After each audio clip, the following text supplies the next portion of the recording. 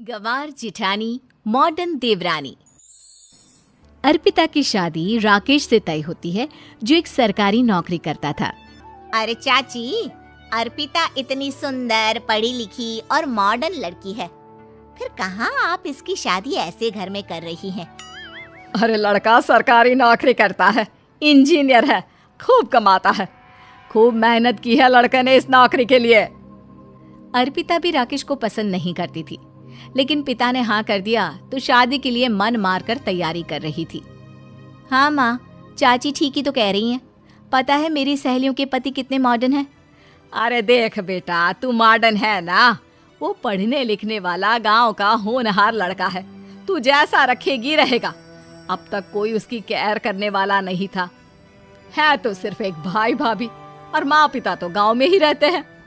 अर्पिता का मुंह बन जाता है। वो पिता के फोन से राकेश का नंबर लेकर उसे मिलने के लिए बुलाती है। आज तो मैं उसे साफ साफ मना कर दूंगी, मुझे नहीं करनी शादी। शक्ल देखी है, ना कपड़े पहनने का तरीका है, ना बोलने का। अर्पिता राकेश से मिलने जाती है। अब क्या हो गया? आपने मुझे अर्जेंट मिलने को बुलाया, सब ठीक तो है ना? हाँ सब ठीक है, पर मैं आपसे कुछ कहना चाहती हूँ। आप ना इस शादी से मना कर दे। राकेश की आंखें अर्पिता की इस बात से लाल हो जाती है। वो रोंदे गले से कहता है, लेकिन शादी की सारी तैयारियां हो गई हैं। मैंने आपके साथ एक अच्छे भविष्य का सपना भी देख लिया है। ऐसा मत करिए प्लीज। माँ पिता के अलावा मैंने किसी को दिल से अपना माना है तो वो आप ही है। देखिए, मुझे आपसे कोई समस्या नहीं है, लेकिन आप मेरे जैसे नहीं हैं। मैं मॉडर्न लड़की और आप। मैं आपसे वादा करता हूँ, जब तक आपके लायक नहीं बन जाता मैं कभी आपसे बीवी का हक नहीं मांगूंगा। अर्पिता राकेश का प्यार देखकर पिघल जाती है और शादी के लिए शादी हो जाती है। लेकिन शादी के बाद राकेश की भाभी, जो कि पूरी देहाती थी, ए राकेश, उठ, जब पानी भर कर ला और तेरी बीवी को बोल के चूल्हा लगा दिया है, रोटी बना ले। क्या है ये सब? और तुम्हारी भाभी इस तरह चिल्ला क्यों रही है? क्या करूं, भाभी ही खाना बनाती है और मुझे पढ़ने के लिए इस घर में रखा, तो मैं घर का सारा काम कर देता हूँ। अब तुम आ गई हो, अपने तरीके से देख लो। ये मकान तो तुम्हारे पापा ने बनवाया था ना, शहर में, ताकि बेटा पढ़ाई कर सके। हाँ, पर भाभी ही पूरे घर में रहती है। ठीक है, देखो अब। अर्पिता बाहर जाती है। सूट पहनी अर्पिता को देखकर जेठानी का पारा हाई हो जाता है। ए शहर की हीरोइन, यहाँ ना चलेगा ये सब, समझी? साड़ी पहनो, साड़ी। वो नारंगी वाली निकाले हैं तुम्हारे लिए, जिसमें हरे रंग का फूल बना है, और सीधे पहुंचो रसोई में। मेरे आगे नहीं चलेगा ये सूट बूट का नाटक, समझी? देखिए भाभी, आप बड़ी हैं, आपने राकेश की पढ़ाई में मदद की, लेकिन ये मकान इनके पिताजी का है, तो मैं अपना पोर्शन अलग कर रही हूँ। मैं आज से आपके साथ नहीं रहूंगी। जेठानी का तो मानो पारा ही हाई हो जाता है। और ऐसा कैसे नहीं रहेगी? हाँ, और कौन बोला कि राकेश अलग हो जाएगा? वो अपने भाई के बिना नहीं रहता। आज देखिए तो, देखिए कल के आई छोरी क्या बोल रही है। राकेश के साथ बात हो गई है, मैंने ऊपर का हिस्सा राकेश को दे दिया है।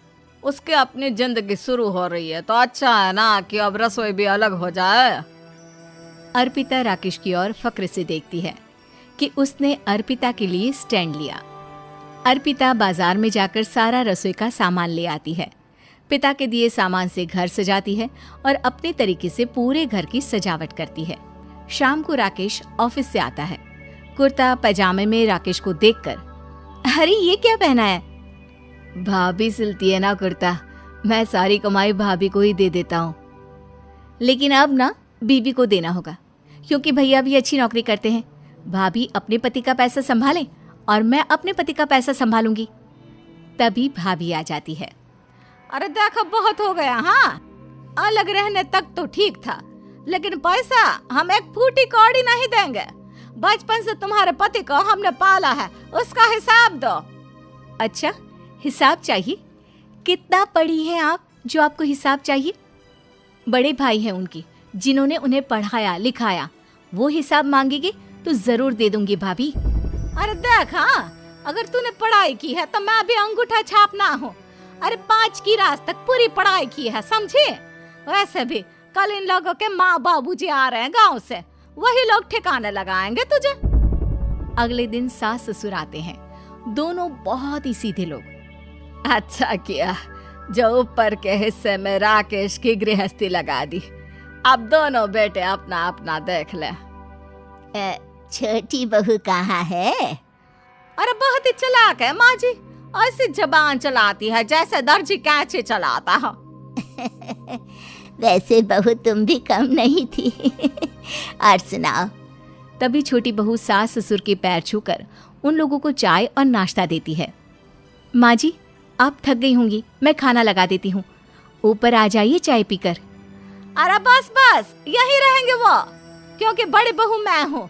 हमेशा से इनके माँ बाबूजी मेरे पास ही आए हैं। चलिए माँ जी, आप ना किचन में खाना बनाइए, मैं जरा बाजार होकर आती हूँ और फिर साथ में खाना खाते हैं। जेठानी बाजार निकल जाती है और सास ससुर बेचारे घर पर अकेले। माँ जी, मैंने आप सभी के लिए खाना बनाया है।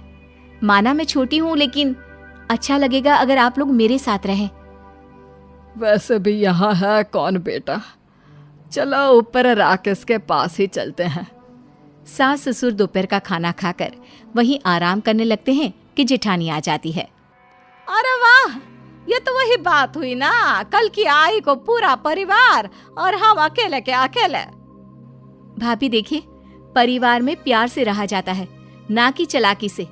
अम्मा खाना कैसे बनाती, पहले ही गांव से थक कर आई हैं।